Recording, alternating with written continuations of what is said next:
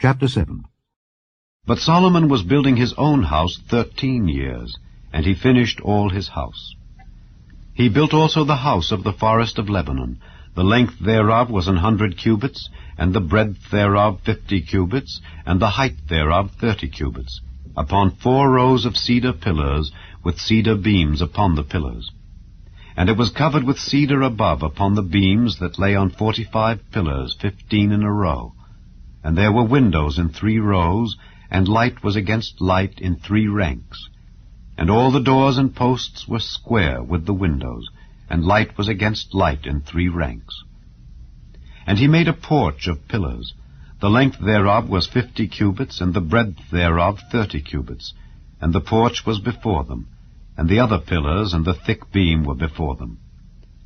Then he made a porch for the throne where he might judge, even the porch of judgment, and it was covered with cedar from one side of the floor to the other. And his house where he dwelt had another court within the porch, which was of the like work. Solomon made also an house for Pharaoh's daughter, whom he had taken to wife, like unto this porch. All these were of costly stones, according to the measures of hewed stones, sawed with saws, within and without, even from the foundation unto the coping, and so on the outside toward the great court. And the foundation was of costly stones, even great stones, stones of 10 cubits, and stones of 8 cubits. And above were costly stones, after the measures of hewed stones, and cedars. And the great court round about was with 3 rows of hewed stones, and a row of cedar beams, both for the inner court of the house of the Lord, and for the porch of the house. And King Solomon sent and fetched Hiram out of Tyre. He was a widow's son of the tribe of Naphtali, and his father was a man of Tyre, a worker in brass. And he was filled with wisdom and understanding, and cunning to work all works in brass. And he came to King Solomon, and wrought all his work. For he cast 2 pillars of brass of 18 cubits high apiece, and a line of 12 cubits did compass either of them about. And he made 2 chapiters of molten brass to set upon the tops of the pillars. The height of the one chapiter was 5 cubits, and the height of the other chapiter was 5 cubits. And nets of checker work, and wreaths of chain work for the chapiters which were upon the top of the pillars, 7 for the one chapiter, and 7 for the other chapiter. And he made the pillars, and 2 rows round about upon the one network, to cover the chapiters that were upon the top with pomegranates. And so did he for the other chapiter.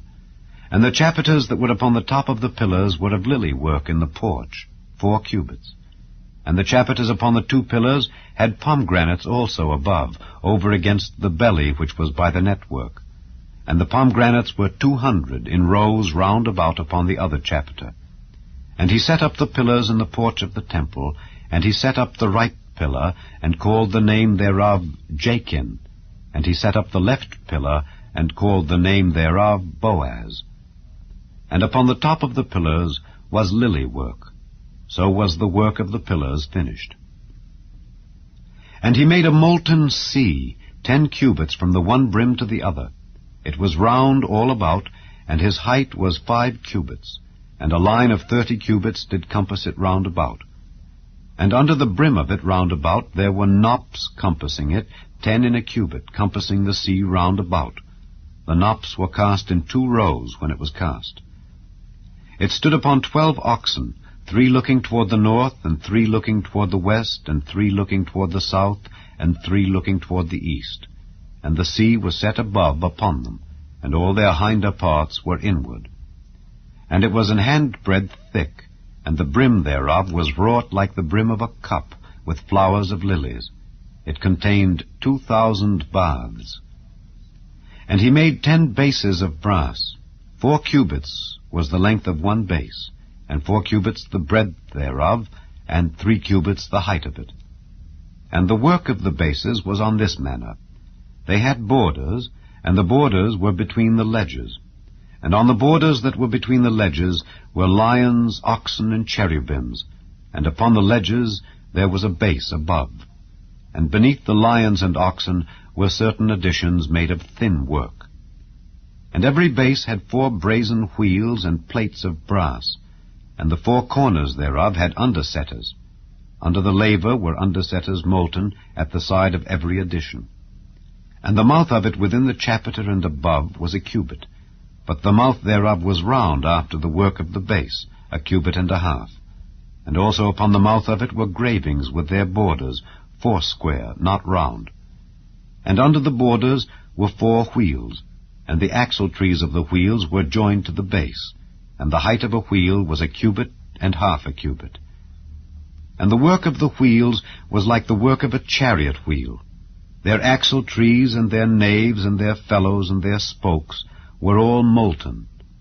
And there were 4 undersetters to the 4 corners of one base, and the undersetters were of the very base itself.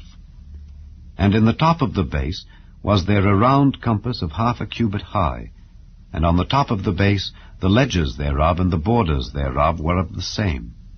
For on the plates of the ledges thereof and on the borders thereof he graved cherubims, lions, and palm trees, according to the proportion of every one, and additions round about. After this manner he made the 10 bases. All of them had 1 casting, 1 measure, and 1 size. Then made he 10 lavers of brass.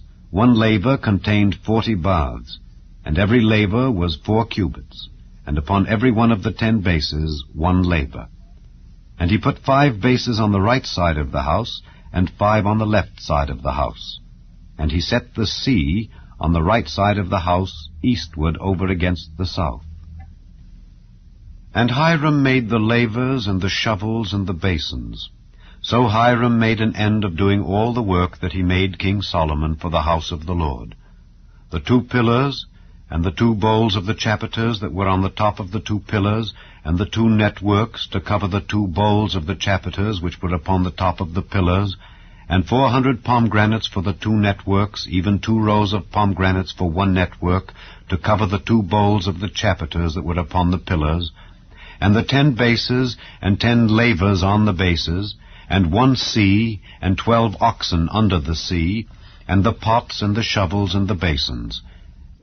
And all these vessels which Hiram made to King Solomon for the house of the Lord were of bright brass. In the plain of Jordan did the king cast them, in the clay ground between Succoth and Zarthan.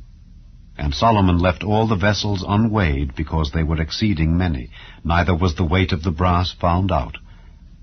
And Solomon made all the vessels that pertained unto the house of the Lord, the altar of gold, and the table of gold whereupon the showbread was, and the candlesticks of pure gold, 5 on the right side and 5 on the left, before the oracle, with the flowers and the lamps and the tongs of gold, and the bowls and the snuffers and the basins and the spoons and the censers of pure gold, and the hinges of gold, both for the doors of the inner house, the most holy place, and for the doors of the house, to wit, of the temple. So was ended all the work that King Solomon made for the house of the Lord. And Solomon brought in the things which David his father had dedicated. Even the silver and the gold and the vessels did he put among the treasures of the house of the Lord.